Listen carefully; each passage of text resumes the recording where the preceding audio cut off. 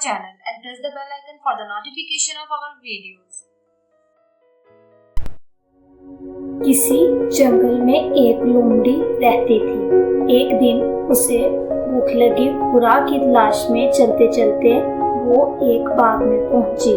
वहां उसने अंगूरों की एक बेल देखी। बेल पर अंगूरों के गुच्छे लटक रहे थे।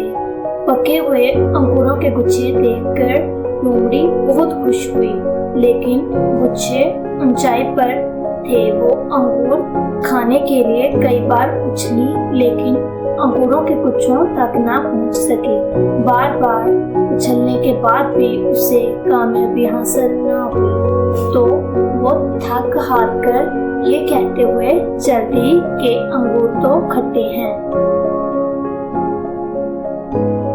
Thank you. चिमटी और फाख्ता की कहानी। एक दफा का जिक्र है कि नदी के किनारे एक फाख्ता रहती थी। वो सुबह दाना तलाश करने चली जाती, उसे कहीं ना कहीं से दाना मिल जाता। वो इससे अपना पेट भर लेती और शाम को वापस अपने घोंसले में आ जाती। उसी दरख्त के नीचे एक चिमटी का बिल था। एक दिन चिमटी पानी पीने के लिए नदी के पास गई और वो इसमें गिर गई। चिमटी ने चिल्लाना शुरू कर दिया, बचाओ बचाओ, कोई तो मदद करो।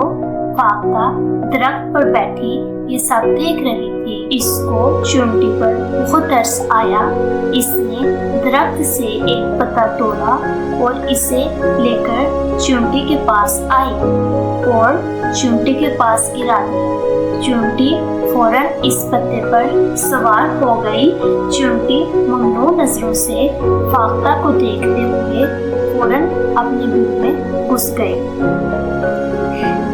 कई दिन गुजर गए।